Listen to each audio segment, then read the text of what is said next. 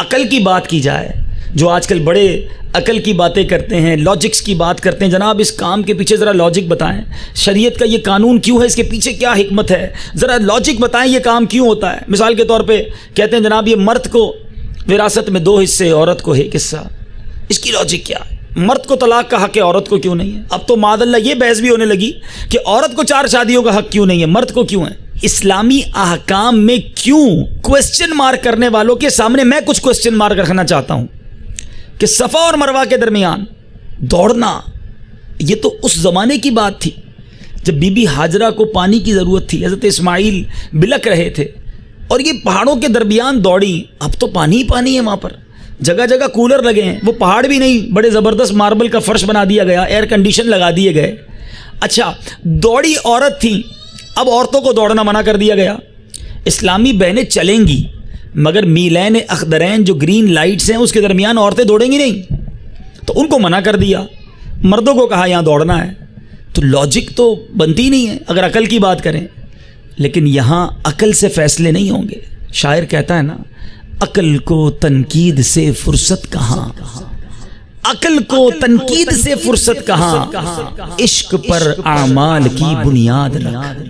تو be be Hajra کا دوڑنا اصل میں رب کو اتنا پسند آیا کہ ساری دنیا کے عمرہ کرنے والوں اور حاجیوں کے لیے سعی کو واجب قرار دے دیا کہ اللہ والوں کی یاد منائی جائے۔ یہاں کہا جاتا ہے یاد کیوں مناتے ہو، 11ویں مناتے ہو، 12ویں مناتے ہو، 6ٹھی مناتے ہو، اللہ والوں کی یاد مناتے ہو۔ پورا حج کیا ہے؟ ارے حج پر جائیں تو پتہ چلتا ہے یہ تو ہے ہی اللہ والوں کی ادائیں۔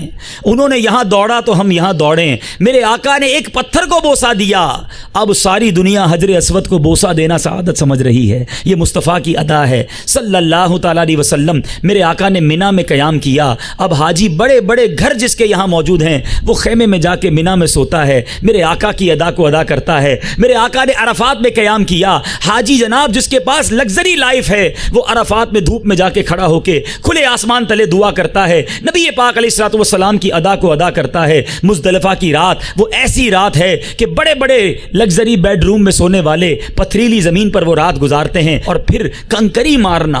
آؤ لاجک کی بات کرنے والوں، وہ تو شیطان کو حضرت ابراہیم نے کنکری ماری تھی نا، یہاں تو دیوار ہے، اس کو کنکری مارنے کا کیا فائدہ ہے؟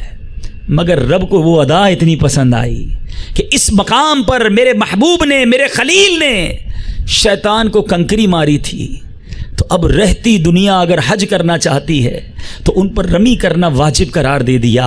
ہر جگہ اللہ والوں کی یاد ہے، ہر جگہ نبیوں کا طریقہ، اللہ والوں کا طریقہ یاد دلا رہا ہے کہ اللہ تعالیٰ کو اپنے نیک بندوں کی ادائیں بڑی پسند ہیں۔ اس پورے حج کے سفر کو اگر غور سے دیکھا جائے تو قدم قدم پر ہم سے وہ کام کروائے جا رہے ہیں جو اللہ کے نبی نے کیے، اللہ کے نیک بندوں نے کیے، بی بی ہاجرہ نے کیے، ہمارے آقا نے کیے۔ حاجی وہ ساری ادائیں ادا کرتا ہے تو یہ میسج بھی اسے لے کر واپس آنا چاہیے کہ جناب جب حج میں جا کر ہم قدم قدم پر اللہ والوں کی ادائیں اپناتے ہیں تو واپس آ کر بھی اللہ والوں کی ادائیں ہی اپنانی ہیں، اللہ کے دشمنوں کی ادائیں نہیں اپنانی، شیطان کے طریقے پر نہیں چلنا۔ ایک تو یہ کانسیپٹ۔ اب آئیے قربانی، جو کہ آج میرا موضوع ہے، کیونکہ ہم قربانی کرتے ہیں بڑی تیاری کے ساتھ کرتے ہیں، بالکل کرنا چاہیے اور بڑے شان و شوکت کے ساتھ کرنا چاہیے، مگر اس کی چند باتیں بڑی ضروری ہیں سمجھنے والی۔ قرآن مجید فرقان حمید میں جو یہ واقعہ ہے حضرت اسماعیل علیہ نبینا علیہ الصلوۃ والسلام کو ذبح کرنے والا،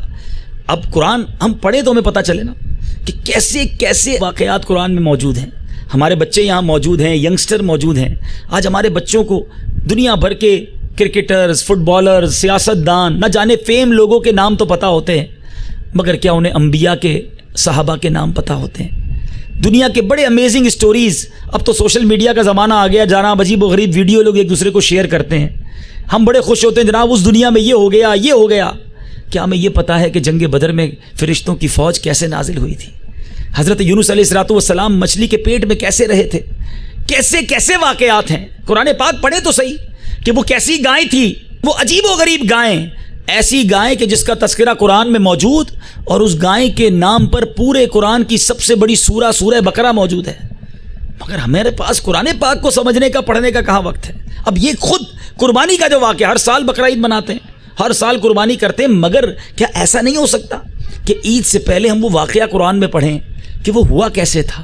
حضرت ابراہیم اور حضرت اسماعیل نے ایسا کیا کیا تھا کہ آج رہتی دنیا کے لیے قربانی کرنا صاحب نصاب پر واجب قرار دے دیا گیا اور لازمی قرار دے دیا گیا. قرآن مجید کے 23ویں پارے سورہ صافات میں یہ واقعہ بڑی تفصیل کے ساتھ موجود ہے. چنانچہ ارشاد ہوتا ہے حضرت ابراہیم علیہ نبینا علیہ الصلوۃ والسلام نے دعا کی اپنے رب سے, رب ہب لی من الصالحین, الہی مجھے لائق اولاد دے.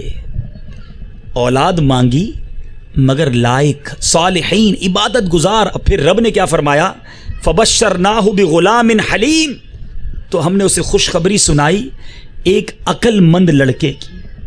اب یہاں بڑی غور طلب بات ہے. یہاں لوگ ملتے ہیں ہمیں, اسلامی بھائی ملتے ہیں, کہتے ہیں دعا کر دیں بیٹا ہو جائے, دعا کر دیں اولاد ہو جائے. اولاد کی تو دعا کرتے ہیں, کبھی یہ سوچا کہ کیسی اولاد ہو, مغفرت کروانے والی اولاد ہو یا جہنم میں لے جانے والی اولاد ہو. آج ہماری اولاد کے بارے میں ہمارا کیا کانسیپٹ ہے. حضرت ابراہیم نے دعا بھی کی تو صالحین نیک اولاد رب سے مانگی, مگر کیا ہم اپنے رب سے نیک اولاد طلب کرتے ہیں؟ کیا اپنی اولاد کی ایسی ٹریننگ کرتے ہیں؟ میرے میٹھے اور پیارے اسلامی بھائیوں, نیک اولاد یہ رب کی بہت بڑی نعمت ہے, مگر آج ہم اپنی اولاد کی تربیت کرتے وقت یہ بھول جاتے ہیں کہ یہ اولاد ہمارے مرنے کے بعد ہمارے کس کام آئے گی. ہم نے انگلش تو پڑھا دی اسے, دنیا بھر کے انسٹیٹیوٹ میں پڑھا دیا اس کو, جناب بہت سارے سافٹ ویئر کھولنے آ گئے, بڑی ویب سائٹیں کھول لیتا ہے ہمارا بیٹا. کیا ہمارے مرنے کے بعد وہ ان سافٹ ویئر کو پڑھ کر ہمیں ایصال کر سکے گا؟ یا اگر ہم نے قرآن سکھایا تو وہ قرآن پڑھ کر ہمیں ایصال کرے گا؟ میٹھے اور پیارے اسلامی بھائیوں, نیک اولاد کے بارے میں تو ایسے ایسے واقعات آتے ہیں. تنبیہ الغافلین میں ہے کہ سمرقند کے ایک عالم ابو حفص رحمۃ اللہ تعالی علیہ کے پاس ایک شخص آیا اور اس نے کہا میرے بیٹے نے مجھے مارا ہے اور تکلیف دی ہے. انہوں نے حیرانگی سے پوچھا کیا بیٹا بھی باپ کو مارتا ہے؟ اس نے جواب دیا ہاں ایسا ہوا ہے. تو ابو حفص رحمۃ اللہ تعالی نے پوچھا کہ یہ بتاؤ تم نے اپنے بیٹے کو علم و ادب سکھایا تھا؟ اس شخص نے جواب دیا نہیں. فرمایا قرآن کریم سکھایا؟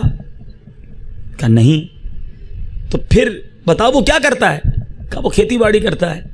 تو آپ نے فرمایا کہ کیا تجھے معلوم ہے اس نے تجھے کیوں مارا ہے؟ اس نے کہا نہیں. ابو حفص رحمۃ اللہ تعالیٰ نے اس پر ایک چوٹ کی.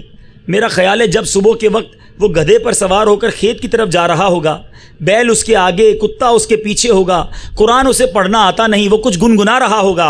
ایسے میں تم اس کے سامنے آئے ہوگے, وہ سمجھا ہوگا کہ گائے ہے, تمہارے سر پر کوئی چیز دے ماری ہوگی, شکر کرو تمہارا سر نہیں پھوڑ دیا. یعنی یہ چوٹ کی کہ نہ تو تم نے ماں باپ کا ادب سکھایا, نہ حدیث پڑھائی, نہ قرآن پڑھایا. اسے کیا پتا ماں باپ کا ادب کیا ہے, اس نے تمہیں مار دیا. تو اب یہ بڑی اہم بات ہے.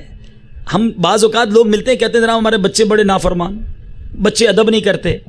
مجھے سچ بتائیں ہم نے اپنے بچوں کو کیا تعلیم دی ہے؟ بچہ تو کوڑا کاغذ تھا. ہم اگر اپنے بچوں کو صحیح تعلیم دیتے تو اس نے ہمارے لیے نیکی کے کام کرنے ہوتے. مثال کے طور پہ آپ کا بچہ بہت چھوٹا تھا, آپ نے اسے کپڑے پہنائے, اس نے کپڑے پہن لیے, کھانا کھلایا, وہ کھانا کھانے لگ گیا. لیکن آپ نے اس کو انگلش پڑھائی, اس نے انگلش پڑھ لی, کمپیوٹر سکھایا, کمپیوٹر پڑھ لیا. غور کریں تو بچہ تو ہماری ساری بات مانتا رہا. ہم ہی تھے جس نے قرآن نہیں پڑھایا, ہم ہی تھے جس نے احادیث نہیں پڑھائیں, ہم ہی تھے جس نے علم نہ سکھایا. اگر وہ علم پڑھتا تو اسے پتا ہوتا کہ ماں باپ کا ادب کیا ہے, میری جنت کیا ہے, ماں باپ کی خدمت میں مجھے کیا کچھ ملے گا, مجھے ماں باپ کے سامنے کیسا رویہ اختیار کرنا ہے. اور پرابلم یہی رہی کہ ہم نے ہی نہ سکھایا, بچے کو دوش دیتے ہیں.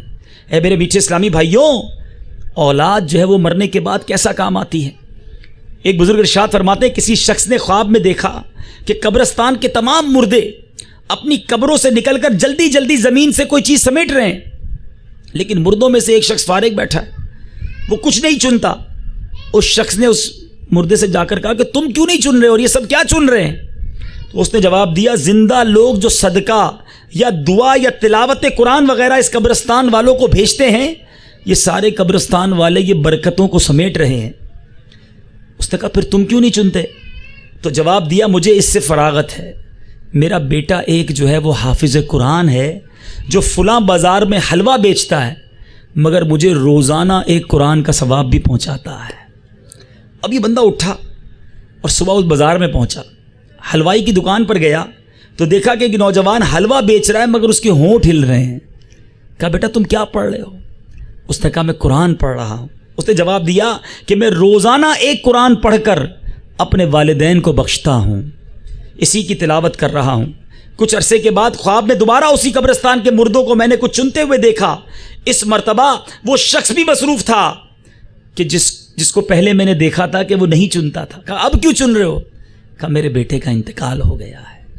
تو پتہ چلا کہ اولاد وہ اچھی جو ہمارے مرنے کے بعد ہمیں ہمارے ایصال ثواب کا ذریعہ بنے۔ آج تو حال یہ ہوتا ہے میرے اسلامی بھائیوں کہ والد کا جنازہ ہوتا ہے، بیٹا اپنے دوستوں کے ساتھ باہر کھڑا ہوتا ہے، کوئی کہے کہ بیٹا آپ آئیے اور والد کے جنازے کو غسل دیجئے، تو بیٹا جواب دیتا ہے کہ مجھے غسل میت دینا نہیں آتا۔ ارے بیٹا جنازہ پڑھائیے، یہ بہتر ہے کہ بیٹا باپ کا جنازہ پڑھائے۔ تو بیٹا کہتا ہے مجھے جنازہ پڑھنا نہیں آتا۔ پڑھانا تو دور کی بات ہے، بتاؤ وہ اولاد کام کی یا وہ اولاد اچھی جو مرنے کے بعد قرآن پڑھے، ہمیں غسل دے، ہمیں کفن دے، ہمیں سنت کے مطابق ہماری قبر میں اتارے۔ میرے میٹھے اسلامی بھائیوں، نیک اولاد کی کوشش کیجئے، یہ اولاد ہمارا پھل ہے۔ اب ہم اولاد کو تو بڑا دوش دیتے ہیں کہ بچے اچھے نہیں ہیں آج کل کے، ذرا اپنی تربیت پر بھی تو غور کریں نا۔ جو بندہ سیب کا بیج لگائے اور امید کرے کہ کیلا نکل آئے تو وہ خود ہی بے وقوف ہے نا، اس نے بیج کون سا لگایا؟ تو آج میں نے اور آپ نے یہ سوچنا ہے کہ ہم نے اپنی اولاد کی تربیت کیسی کر رہے ہیں۔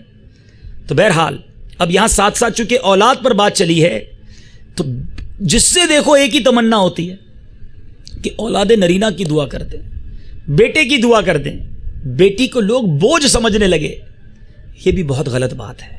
نبی پاک صلی اللہ علیہ وسلم کا فرمان سنیے، میرے آقا نے فرمایا جب کسی کے ہاں لڑکی پیدا ہوتی ہے تو اللہ تعالیٰ اس کے گھر فرشتوں کو بھیجتا ہے جو آ کر کہتے ہیں گھر والوں تم پر سلامتی ہو، پھر فرشتے اس بچی کو اپنے پروں کے سائے میں لے لیتے ہیں اور اس کے سر پر ہاتھ پھیرتے ہوئے کہتے ہیں یہ ایک ناتواں اور کمزور جان ہے جو ایک ناتواں سے پیدا ہوئی ہے، جو شخص اس ناتواں جان کی پرورش کی ذمہ داری لے گا تو قیامت تک مدد خدا اس کے شامل حال رہے گی۔ تو بچی جو ہے وہ اللہ کی بہت بڑی نعمت ہے۔ نبی پاک علیہ الصلوۃ والسلام کا فرمان سنیں، ایسا فرمان، ایسی حدیث جب بھی یہ پڑھتا ہوں اپنی بچی سے اور پیار ہو جاتا ہے۔ میرے آقا فرماتے ہیں بیٹیوں کو برا مت کہو، میں بھی بیٹیوں والا ہوں۔ ہائے ہائے ہائے، کیا انٹریکشن ہے، آپ ذرا غور کیجئے، یہ کتنی پیارا جملہ ہے۔ میرے آقا نسبت اپنی جوڑ رہے ہیں، بیٹیوں کو برا مت کہو، میں بھی بیٹیوں والا ہوں۔ بے شک بیٹیاں تو بہت محبت کرنے والیاں، غم گسار اور بہت زیادہ مہربان ہوتی ہیں۔ آج بیٹی پیدا ہو جائے، ایک بیٹی دوسری بیٹی ہو گئی تو گھر میں ہنگامے شروع، ساس بہو کو تانے دینا شروع کر دے، مرد اپنی عورت کو برا بھلا کہے، ارے اس بیچاری کے اختیار میں ہے یہ۔ بلکہ اب تو سائنٹیفکلی بھی یہ پروف ہو گیا کہ بچہ یا بچی جو ہونا ہے اس میں بہت زیادہ کردار مرد کا ہے، اس کے اپنے جو معاملات ہیں اس کا کردار ہے، مگر جناب صرف دوش عورت کو دیا جاتا ہے۔ حالانکہ جس کے یہاں 3 بیٹیاں ہوں، گھبرانا نہیں، ڈرنا نہیں، اس پر واویلا مت کرنا۔ سنو نبی پاک علیہ الصلوۃ والسلام کا فرمان، جس کی 3 بیٹیاں ہوں وہ ان کا خیال رکھے، ان کو اچھی رہائش دے، ان کی کفالت کرے تو اس کے لیے جنت واجب ہو جاتی ہے۔ اب اللہ ہمارے صحابہ کرام کو اور ان کے مزارات پر کروڑوں انوار و تجلیات کی بارش برسائے، ایسے پیارے پیارے سوالات کرتے۔ ہو سکتا ہے آپ میں سے کوئی ایسا بیٹھا ہو کہ جس کی 2 بیٹیاں ہوں، حدیث تو سن لی، صحابہ کرام میں سے کسی نے عرض کی یا رسول اللہ اگر کسی کی 2 ہوں تو؟ میرے آقا علیہ الصلوۃ والسلام نے فرمایا 2 ہوں تب بھی، یعنی 2 ہوں تب بھی جنت واجب ہو جاتی ہے۔ اب وہ ایک بیٹی والا بھی ہم میں سے کوئی ہوگا، میری بھی الحمدللہ ایک منی ہے۔ تو جب میں نے یہ حدیث پاک پڑھی تو پھر جب صحابی نے سوال کیا تو اپنی بھی امید بڑھ گئی، عرض کیا یا رسول اللہ صلی اللہ علیہ وسلم اگر کسی کی 1 بیٹی ہو؟ میرے آقا علیہ الصلوۃ والسلام نے فرمایا اگر 1 ہو تو بھی، یعنی 1 بیٹی بھی ہو اور اس کی اچھی پرورش کرے، اس کا خیال رکھے، اس کی اچھی کفالت کرے، اللہ تعالیٰ اس کے لیے جنت واجب قرار دے دیتا ہے۔ ارے یہ بچیاں تو جنت میں جانے کا ٹکٹ ہے اور انہی کو برا بھلا سمجھتے ہو، انہی کے بارے میں آپ واویلا کرتے ہیں، کبھی نہیں۔ بے شک بیٹا بہت بڑی نعمت ہے لیکن بیٹی چھوٹی نعمت نہیں، اس پر دل برداشتہ نہیں ہونا چاہیے، بیٹی کو رحمت سمجھ کر، اور اس وجہ سے کبھی بھی گھر میں جھگڑا نہیں ہونا چاہیے۔ اللہ کرے کہ ناظرین میں جو مجھے سن رہے ہیں، اگر اس وجہ سے آپ کی نا اتفاقی ہے، ختم کیجئے، ان بچیوں کو نعمت سمجھیے، مگر پھر وہیں آؤں گا کہ اب جناب آپ سنیں کہ بھائی ہم نے بیان میں سنا تھا بچی کی اچھی پرورش کرنی ہے، تو اب جناب ہم اپنی بچی کو بہت اچھا کھلائیں گے، پلائیں گے، پہنائیں گے۔ بالکل کریں، جتنا اللہ نے آپ کو دیا کریں، لیکن ہر نعمت، ہر آسائش دینے کی شرعی باؤنڈریز ہیں۔ بچی کی ضد پوری کرنے کے لیے اسے بے پردہ نہیں چھوڑیں گے، بے حیائی کے اسے کام نہیں کرنے دیں گے، اس کو مردانہ لباس نہیں پہننے دیں گے۔ اب جناب لوگ کہتے ہیں ہم بچوں کی خوشی کے لیے کرتے ہیں، لیکن یاد رکھیں بچوں کو یقیناً خوش کرنا چاہیے، مگر بے وقوف ہے وہ شخص جو بچوں کو خوش کرتے کرتے رب کو ناراض کر دیتا ہے۔ رب کی رضا پہلے ہے، جو ہمیں باؤنڈری دی ہے شریعت نے، اسی میں ہم اپنی بچوں کی امی، بچوں اور گھر والوں کی خیال کریں گے، ان کی کفالت کریں گے۔ تو بہرحال موضوع کہیں اور چلا گیا۔ حضرت ابراہیم علیہ السلام نے دعا کی کہ یا اللہ مجھے لائق اولاد دے۔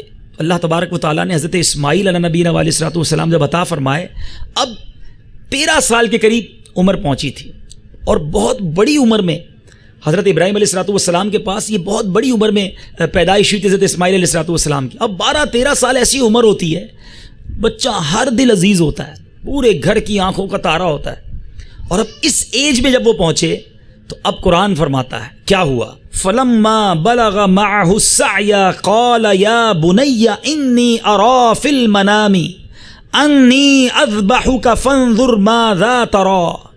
اب کہتے ہیں پھر جب وہ اس کے ساتھ کام کے قابل ہو گیا، حضرت ابراہیم علیہ السلام نے خواب دیکھا، اور اس خواب میں کیا دیکھا؟ اپنے بیٹے سے کہہ رہے ہیں اے بیٹے میں نے خواب دیکھا ہے کہ میں تجھے ذبح کرتا ہوں، اب تو دیکھ تیری کیا رائے ہے۔ اب غور طلب بات یہ، یہاں علماء نے بڑی پیاری بحث لکھی ہے، جس کو ذبح کرنا ہے، جس کے بارے میں خواب دیکھا ہے، اسی سے پوچھ رہے تیری کیا رائے ہے۔ اب یہ پوچھا کیوں، مشورہ کیوں کیا؟ علماء کہتے ہیں پہلے عرض کی تھی نا یا اللہ لائق اولاد دے، نیک اولاد دے۔ اب حضرت ابراہیم علیہ السلام کو رب کی یہ عطا بتانا مقصود ہے کہ اس بیٹے سے پوچھو گے تو جواب بھی بڑا اچھا ملنا ہے۔ کیا جواب دیا اس نیک بیٹے نے؟ سنو کیسا بیٹا تھا، کیا کہتے ہیں؟ قال یا ابت افعل ما تؤمر، اے میرے باپ کیجئے جس بات کا آپ کو حکم ہوتا ہے، ستجدنی انشاء اللہ من الصابرین، خدا نے چاہا تو قریب ہے آپ مجھے صابر پائیں گے۔ تو پھر کیا ہوا؟ فلما اسلم وتلہ للجبین، جب دونوں نے ہمارے حکم پر گردن رکھی اور باپ نے بیٹے کو ماتھے کے بل لٹایا، اس وقت کا حال نہ پوچھ، وَنَادَيْنَاهُ أَن يَا إِبْرَاهِيمُ، اور ہم نے ندا فرمائی کہ اے ابراہیم قد صدقت الرؤیا، بے شک تو نے خواب سچ کر دکھائی، اِنَّا كَذَلِكَ نَجْزِي الْمُحْسِنِينَ، اور ہم ایسا ہی صلہ دیتے ہیں نیکوں کو، ان هذا لهو البلاء المبین، بے شک یہ روشن جانچ تھی، ایک ایسا ایگزام تھا جس میں حضرت ابراہیم کامیاب ہوئے۔ اور پھر کیا فرمایا قرآن نے؟ وَفَدَيْنَاهُ بِذِبْحٍ عَظِيمٍ، ہم نے ایک بڑا ذبیحہ اس کے صدقے میں دے کر اسے بچا لیا۔ وَتَرَكْنَا عَلَيْهِ فِي الْآخِرِينَ، ہم نے پچھلوں میں اس کی تعریف باقی رکھی، سلام علی ابراہیم، سلام ہو ابراہیم پر، كَذَلِكَ نَجْزِي الْمُحْسِنِينَ، ہم ایسا ہی صلہ دیتے ہیں نیکوں کو، انہو من عبادنا المؤمنین، بے شک وہ ہمارے اعلیٰ درجے کے کامل الایمان بندوں میں ہے۔ قرآن مجید فرقان حمید کی تفاسیر پڑھیں، سبحان اللہ۔ حضرت ابراہیم کو خواب آیا، اور خواب میں آپ نے دیکھا کہ آپ کے بیٹے کو آپ ذبح کر رہے ہیں۔ یاد رہے نبی کا خواب جو ہوتا ہے نا وہ وحی ہوتا ہے، آپ کا اور میرے خواب پہ اس طرح کا عمل نہیں ہم کریں گے۔ یاد رکھیں کسی کے خواب میں آیا کہ بچے کو ذبح کر رہا ہوں، صبح اٹھ کے ذبح کرنے لگے، آپ کے میرے خواب کی کوئی حیثیت نہیں۔ جو انبیاء کا خواب ہے وہ وحی ہوتا ہے۔ 8 ذوالحجہ کو آپ کو خواب آیا، پہلا خواب۔ جب خواب آیا تو آپ تذبذب میں پڑ گئے، سوچ بچار میں پڑ گئے کہ کیا واقعی مجھے میرے بیٹے کو ذبح کرنے کا حکم دیا گیا؟ تفسیر کبیر میں ہے کہ اس دن کو یوم ترویہ کہا جاتا ہے۔ 8 ذوالحجہ کو یوم ترویہ کیوں کہا جاتا ہے؟ کہ ترویہ کے معنی سوچو بچار کے ہیں۔ آپ سوچو بچار کی کیفیت میں تھے، جب 9ویں رات سوئے تو پھر خواب آیا، اب آپ کو کنفرم ہو گیا کہ مجھے ہی حکم دیا جا رہا ہے کہ میں اپنے بیٹے کو ذبح کروں۔ تو اب یوم عرفہ، عرفہ کہتے ہیں پہچان کا دن، پہچاننا، اس دن آپ یہ پہچان گئے, کنفرم ہو گیا. اس لیے 9 ذوالحجہ کو یوم عرفہ کہا جاتا ہے, اور پھر 10 ذوالحجہ کو آپ نحر کرنے چلے, ذبح کرنے چلے. یوم النحر جو 10 ذوالحجہ کو کہا جاتا ہے کہ ذبح کا دن, اس کی نسبت یہی ہے کہ حضرت ابراہیم علیہ الصلوۃ والسلام انہیں ذبح کرنے چلے. اے میرے میٹھے اسلامی بھائیوں, اب ہوا یہ, ایک روایت کے مطابق آپ نے اپنی زوجہ سے کہا کہ میں اپنے بچے کو لے جا رہا ہوں, دعوت میں لے جا رہا ہوں, اس کو تیار کر دو. اب آپ کی زوجہ نے, حضرت حاجرہ رضی اللہ تعالیٰ عنہ نے خوب نہلایا دھلایا, اچھے کپڑے پہنائے, بالوں میں تیل لگایا, حضرت ابراہیم کے ساتھ کر دیا. مگر شیطان کب یہ دیکھ سکتا ہے؟ شیطان سب سے پہلے بی بی حاجرہ رضی اللہ تعالیٰ عنہ کے پاس پہنچا, اور یہ تفسیر میں واقعات موجود ہیں کہ ان کے پاس پہنچا اور کہا کہ تمہیں پتہ ہے تمہارے بیٹے کو کہاں لے گئے؟ کہا میرے بیٹے کو دعوت میں لے گئے. کہا دعوت میں نہیں لے گئے, اپنے بیٹے کو آج ذبح کریں گے. اب بی بی حاجرہ کہتی کیا کوئی باپ بھی اپنے بیٹے کو ذبح کرتا ہے؟ کہا ہاں وہ ذبح کریں گے کیونکہ یہ رب کا حکم ہے, انہیں رب کی طرف سے حکم ملا ہے. دیکھو ماں کیسی ہوتی ہے. آج وہ مائیں غور کریں جو اپنے بچوں کو دین کے راستے پر جانے سے روکتی ہیں. معاذ اللہ ایسی مائیں بھی موجود ہیں جو بیٹے سے کہتی ہیں تم داڑھی رکھ لو گے تو میں تمہیں اپنا دودھ نہیں بخشوں گی. نیکی کے کام میں جانے سے ماں رکاوٹ بنتی ہے. ایک وہ بھی ماں ہے, دعاؤں سے بیٹا ملا ہے, ابھی 12-13 سال کی عمر ہے. ماں کہتی ہے اگر رب کا حکم ہے تو میرا بیٹا قربان کرنے کے لیے میں تیار ہوں. اب حضرت ابراہیم علیہ نبینا علیہ الصلوۃ والسلام کے راستے میں آیا. ایک روایت کے مطابق شیطان بہت بڑے جسم کے ساتھ آگے کھڑا ہو گیا کہ آپ کا راستہ روک لے. یہ وہی مقام ہے اے حاجیوں, اللہ تعالی ہم سب کو بار بار حج کی سعادت عطا فرمائے. وہ مقام جہاں آج ہم رمی کرتے ہیں, وہاں شیطان آ کر کھڑا ہو گیا. آپ نے 7 کنکر مارے, راستے سے وہ ہٹ گیا. تھوڑا اور آگے گئے, پھر آ کر کھڑا ہو گیا. آپ نے مزید کنکر مارے, پھر وہ راستے سے ہٹ گیا. بہرحال 3 بار یہ معاملہ ہوا. اب ذبح کی باری آتی ہے. بیٹے سے مشورہ تو پہلے ہی ہو چکا تھا کہ بیٹا اگر مجھے رب کی طرف سے یہ حکم ملا ہے تم کیا کہتے ہو؟ قرآن نے کہا نا کہ اے میرے والد صاحب آپ کو جو رب کا حکم ہے کیجئے, آپ مجھے صابر پائیں گے. اب کہا والد صاحب میری 3 گزارشات ہیں, میری 3 باتیں ہیں, وہ ذرا سن لیجئے. آپ مجھے ذبح کرنا چاہتے ہیں تو میرے ہاتھ پیروں کو باندھ دیجئے, کیونکہ میں جب تڑپوں گا تو میرے خون کے چھینٹے کہیں آپ پر نہ آ جائیں. آپ میرے والد ہیں, آپ کی بے ادبی نہ ہو جائے. اور پھر دوسرا یہ کیجئے گا کہ مجھے الٹا لٹا دیجئے, میرا چہرہ نیچے کر دیجئے گا, کیونکہ جب آپ اگر سیدھا میرا چہرہ رکھیں گے تو میرے چہرے پر آنے والی تکلیف آپ سے نہیں دیکھی جائے گی. اور فرمایا والد صاحب جب ذبح کر لیں تو میری والدہ کو میرا سلام پہنچا دیجئے گا. ذرا سوچیں کیسی قربانی ہو رہی ہے. اب بہرحال حضرت ابراہیم علیہ نبینا علیہ الصلوۃ والسلام نے حضرت اسماعیل کو لٹایا اور اب چھری چلائی گئی. مگر رب کی قدرت دیکھیں, چھری گلے پہ تو حضرت اسماعیل کے چل رہی ہے, مگر جنت سے ایک ذبیحہ, ایک مینڈھا, ایک دمبا بھیجا گیا اور اس دمبے کو حضرت اسماعیل کی جگہ پر ذبح کر دیا گیا. اے میرے میٹھے اور پیارے اسلامی بھائیوں, مگر حضرت ابراہیم نے تو اپنا کام کر دیا تھا, حضرت اسماعیل نے تو قربانی دے دی تھی, جبھی تو رہتی دنیا انہیں ذبیح اللہ کے نام سے یاد کرتی ہے. اور جو وہ مینڈھا تھا نا, اس کی بھی بڑی دلچسپ تفسیر ہے.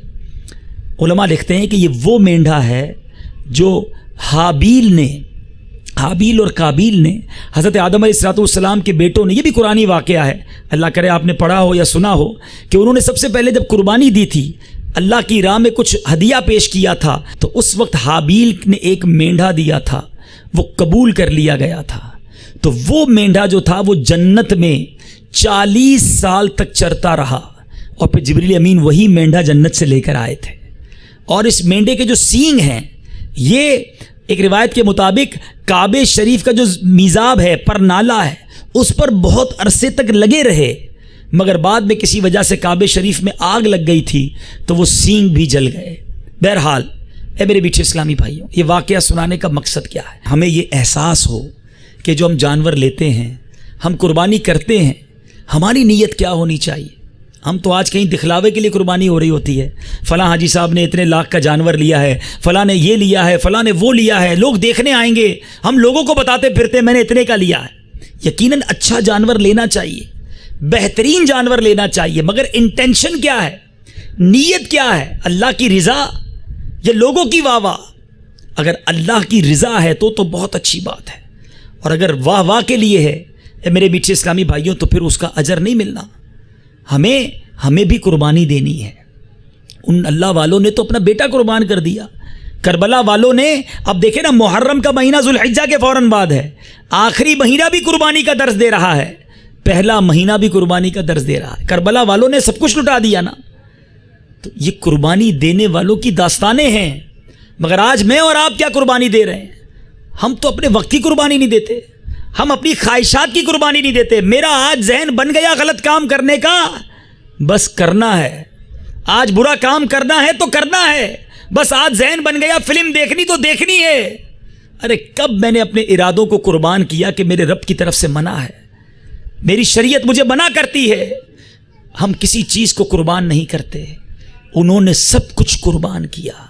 اے میرے میٹھے اور پیارے اسلامی بھائیوں، جب بات چلی ہے قربانی کی تو آئیے کچھ قربانی کے فضائل بھی بتاتا چلوں، اور آپ کے ایمان مزید تازہ ہوتے چلے جائیں۔ یاد رکھیے، نبی پاک علیہ الصلوۃ والسلام کا ارشاد ہے، قربانی کرنے والے کو قربانی کے جانور کے ہر بال کے بدلے میں ایک نیکی ملتی ہے۔ اب کتنی بال ہوتے ہیں اس میں؟ اسی طرح نبی پاک علیہ الصلوۃ والسلام نے فرمایا، جس نے خوش دلی سے طالب ثواب ہو کر قربانی کی تو وہ آتش جہنم سے روک ہو جائے گی، یعنی جہنم میں جانے میں رکاوٹ بن جائے گی وہ قربانی، لیکن خوش دلی کے ساتھ ہو۔ یہ بڑا مسئلہ ہے، ہم میں سے بہت سارے لوگ عبادت کرتے ہیں، اس میں خوش دلی نہیں ہوتی، رسپانسبلٹی، فارمیلٹی، بوجھ۔ یار رمضان آ گیا، اب روزے رکھنے ہی پڑیں گے، اب تراویح پڑھنی پڑے گی، سال پورا ہو گیا، اب زکوٰۃ دینی پڑے گی، اچھا بھائی بقرعید آ گئی، اب قربانی کرنی پڑے گی، اتنے لاکھ کا پھر خرچہ۔ یہ خوش دلی کہاں ہے؟ یہ تو بوجھ ہے۔ حالانکہ ہونا یہ چاہیے کہ زکوٰۃ دینے والا یہ سوچے، میرے مولا تیری مہربانی، تو نے مجھے دینے والا بنایا، مانگنے والا نہیں بنایا ہے۔ شکر بھی ادا کرے اور زکوٰۃ بھی پوری ادا کرے۔ رمضان آئے تو روزے رکھنے والا رب کا شکر ادا کرے کہ میرے مولا تو نے مجھے صحت دی کہ میں روزے رکھ رہا ہوں، تو نے مجھے سلامتی دی میں تراویح پڑھ رہا ہوں، اے مولا تو نے مجھے پھر اس قابل بنایا کہ میں قربانی کر رہا ہوں، خوش دلی کے ساتھ۔ ایک اور بڑی پیاری حدیث سنیے، نبی پاک علیہ الصلوۃ والسلام نے بی بی فاطمہ سے فرمایا، اے فاطمہ اپنی قربانی کے پاس موجود رہو، کیونکہ اس کے خون کا پہلا قطرہ گرے گا اور تمہارے سارے گناہ معاف کر دیے جائیں گے۔ یہ ہے قربانی، تو ضرور کیجئے، مگر اچھی نیتوں کے ساتھ، خوش دلی کے ساتھ، اللہ کی رضا حاصل کرنے کے، لوگوں کو دکھانے کے لیے نہیں۔ اور یہاں ایک اور وسوسے کی بھی کاٹ کر دوں، وہی لاجیکل لوگ جو کچھ بن گئے ہیں اور اپنے اپنے فارمولے لے کر آگے۔ اب جناب ایک بحث بڑی ہونے لگی ہے کہ قربانی کے جانور میں اتنا پیسہ خرچ کرنے سے بہتر ہے کسی غریب کی مدد کر دی جائے، یہ پیسہ جو ہے کہیں اور لگا دیا جائے۔ اب بتائیں، میری عقل چلے گی، میری سوچ چلے گی، یا شریعت کے احکام چلیں گے؟ نبی پاک علیہ الصلوۃ والسلام کا فرمان سنیے، میرے آقا فرماتے، انسان بقرعید کے دن کوئی ایسی نیکی نہیں کرتا جو خون بہانے سے زیادہ پیاری ہو۔ بھائی غریبوں کی مدد بھی اللہ کی بارگاہ میں ثواب حاصل کرنے کے لیے کرو گے نا، لیکن اللہ کی طرف سے یہ فرمان، اللہ کے رسول کی طرف سے یہ فرمان ہے کہ اس دن سب سے افضل عمل یہ ہے کہ بندہ اس کی راہ میں خون بہائے، قربانی دے۔ اور میرے آقا فرماتے ہیں، قربانی قیامت میں اپنے سینگوں، بالوں اور کھروں کے ساتھ آئے گی، اور قربانی کا خون زمین پر گرنے سے پہلے اللہ کے ہاں قبول ہو جاتا ہے۔ ایک اور روایت میں آتا ہے کہ بندے کے اعمال نامے پر قربانی رکھی جائے گی، وزن کے پلڑے میں رکھی جائے گی۔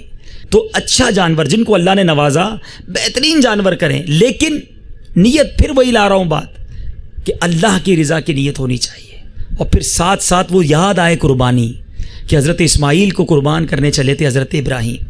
کیا میں اپنی خواہشات، اپنے نفس کو، اپنے گناہوں کی عادت کو قربان کرنے کے لیے تیار ہوں؟ کیا میں اپنے رب کی بارگاہ میں کوئی قربانی دینے کے لیے تیار ہوں؟ آج ہمارا حال تو یہ ہے کہ بس جناب میرا کام سیدھا ہو جائے، بس کسی طرح میرا مال بڑھ جائے، کسی طرح میں دنیا میں بہتر ہو جاؤں، اس کے لیے کچھ بھی کرنا پڑے اس کے لیے راضی ہو جاتے ہیں۔ قرآن مجید فرقان حمید کی 4 پارے کی پہلی آیت سنیے، اللہ تبارک و تعالیٰ کیا ارشاد فرماتا ہے، ہمیں ہمارا دین کیا درس دیتا ہے۔ چنانچہ ارشاد ہوتا ہے، اللہ تبارک و تعالیٰ ارشاد فرماتا ہے بسم اللہ الرحمن الرحیم لن تنالوا البر حتی تنفقوا مما تحبون. ترجمہ کنز الایمان، تم ہرگز بھلائی کو نہ پہنچو گے جب تک راہ خدا میں اپنی پیاری چیز خرچ نہ کرو، اپنی پیاری چیز خرچ نہ کرو. خزائن العرفان میں اس آیت کے تحت صدر الافاضل مولانا نعیم الدین مراد آبادی لکھتے ہیں کہ حضرت سیدنا حسن بصری کا قول ہے جو مال مسلمان کو پیارا ہو اسے رضائے الہی کے لیے خرچ کرے وہ اس آیت میں داخل ہے کہ ایک ہی کھجور کیوں نہ ہو. حضرت عمر بن عبدالعزیز کے بارے میں آتا آپ شکر کی بوریاں خرید کر بانٹا کرتے. لوگوں نے کہا حضرت آپ پیسے بانٹ دیں. فرمایا مجھے شکر بڑی اچھی لگتی ہے، میں چاہتا ہوں جو مجھے اچھا لگتا ہے میں وہ راہ خدا میں خرچ کروں. آج ہمارا حال کیا ہے؟ جو بچ گیا وہ راہ خدا میں دینا ہے، جو سڑ گیا وہ راہ خدا میں دینا ہے. کھانا بچ گیا غریبوں کو دے دو، کپڑے پھٹ گئے اب جناب غریبوں کو دے دو، رضائی میں سوراخ ہو گیا اب جناب اسے مدرسے بھیج دو. جو بچ گیا پیارا نہیں، اچھا نہیں میرے پیارے اسلامی بھائیوں ذرا غور کیجئے. اللہ کی راہ میں گھٹیا مال جس رب نے دیا، احسان کیا مجھ پر رب نے، تم ہرگز اس وقت تک بھلائی کو نہ پہنچو گے. قرآن کہتا ہے جب تک اپنی پیاری چیز راہ خدا میں خرچ نہ کرو. ہمارا حال کیا؟ ہمارا تو اس معاملے میں ایسا برا حال ہے کہ مثال کے طور پہ ہمارے 3-4 بچے ہوں، ابھی بچوں پہ بات ہوئی نا، کوئی بچہ بڑا بریلینٹ مائنڈڈ ہو، بڑا ہوشیار، حساب کتاب بھی اچھا کر لیتا ہو، پڑھائی میں بھی دل لگاتا ہو، ہم کہتے ہیں اس کو ڈاکٹر بنائیں گے. دوسرا اکاؤنٹس میں بڑا اچھا ہے، اس کو اکاؤنٹنٹ بنائیں گے. تیسرا جناب بڑے پرزے ارزے کھولتا رہتا ہے، گھر کے بھی چیزیں بنا لیتا ہے، اس کو انجینئر بنائیں گے. چوتھا بچہ جس کی زبان بھی عقلاتی ہے، پیر بھی تھوڑا لنگڑا سا ہے، یاد بھی کچھ نہیں کرتا، ہم کہتے ہیں اس کو مدرسے میں ڈال دو. اب آپ سوچیں، یعنی ہم بچوں میں بھی ہمارا یہ پلان ہوتا ہے کہ جو کسی کام کا نہیں اس کو اللہ کی راہ میں دے دو، کہ ہم نے پریورٹی یہ رکھی ہے کہ پہلے دنیا بہتر کرانے والے اور جو بچ گیا وہ اللہ کی راہ میں دے دے. تو اس طرح بھلائی نہ ملے گی. ہمارے اسلاف نے اپنی پیاری چیزیں خرچ کی ہیں، اپنی پیاری چیز قربان کی ہے. تو ہے میرے میٹھے اسلامی بھائیوں، جب بھی راہ خدا میں قربانی کی بات آئے بہترین چیز قربان کریں، اپنی سپیریئر چیز دیں، کیونکہ دیا تو رب نے ہے نا. کیا وہ دوبارہ نہیں دے سکتا؟ اس سے اچھی نہیں دے سکتا؟ ضرور دے سکتا ہے. ہم دینے والے تو بنے، ہم قربانی کرنے والے تو بنے. تو بہرحال میرے میٹھے اور پیارے اسلامی بھائیوں، آج بھی ہمارے بھائیوں پر، ہماری بہنوں پر، ہمارے وطن میں ایک بڑا برا وقت آیا ہوا ہے. لاکھوں لاکھ مسلمان اس وقت بھی کھلے آسمان تلے ہیں، بھوکے ہیں، پیاسے ہیں، بے گھر ہیں. سیلاب نے وہ تباہ کاری مچائی ہوئی ہے. مسلمان کے بارے میں روایتوں میں آتا ہے کہ مسلمان ایک جسم کی مانند ہیں. ہاتھ کو درد ہوتا ہے تو آنکھ آنسو بہاتی ہے. تو مسلمان جب کوئی تکلیف میں ہوتا ہے تو دوسرے مسلمان کو بھی تکلیف ہونی چاہیے. یہ وقت ہے قربانی دینے کا، یہ وقت ہے ان کی خدمت کرنے کا، یہ وقت ہے ان کی مدد کرنے کا. اور فضائل سبحان اللہ، نبی پاک علیہ الصلوۃ والسلام کا فرمان ہے کچھ لوگ ایسے ہیں جنہیں اللہ عز و جل نے لوگوں کی حاجتیں پوری کرنے کے لیے پیدا فرمایا ہے. خوش نصیب ہیں وہ لوگ جو لوگوں کی حاجتیں پوری کرتے رہتے ہیں. کیا فرمایا اللہ تعالیٰ کے حبیب نے؟ کچھ لوگ ایسے ہیں جنہیں اللہ تعالیٰ نے لوگوں کی حاجتیں پوری کرنے کے لیے پیدا فرمایا ہے. لوگ حاجت کے وقت ان سے رجوع کرتے ہیں. یہی وہ لوگ ہیں جو قیامت کے دن اللہ عز و جل کے عذاب سے محفوظ ہوں گے. اللہ تعالیٰ مجھے اور آپ کو لوگوں کی حاجتیں پوری کرنے والا بنائے. ہمیں یہ خیال ہونا چاہیے کہ ہمارے مسلمانوں کی ہم حاجتیں پوری کریں. اسی طرح نبی پاک علیہ الصلوۃ والسلام کا فرمان، ہو سکتا ہے یہاں بہت سارے اسلام پہ ایسے ہوں جو خود کسی مصیبت میں ہوں، بیماری میں ہوں، پریشانی میں ہوں، دعا کے لیے بھی کہتے ہیں. میرے آقا ارشاد فرماتے ہیں جو شخص کسی مسلمان کی دنیاوی مصیبت دور کرے اللہ عز و جل قیامت میں اس کی مصیبت دور فرمائے گا. ہم چاہتے ہیں اگر ہماری مصیبت دور ہو کسی کی مصیبت دور کرے. پیارے آقا نے فرمایا جو کسی مسلمان کے عیب چھپائے اللہ عز و جل دنیا اور آخرت میں اس کے عیوب چھپائے گا. اور اللہ عز و جل اس وقت تک بندے کی مدد کرتا رہتا ہے جب تک بندہ اپنے بھائی کی، مسلمان اپنے بھائی کی مدد کرتا رہتا. آپ کسی کی مدد کرتے رہیں آپ کی مدد ہوتی رہے گی.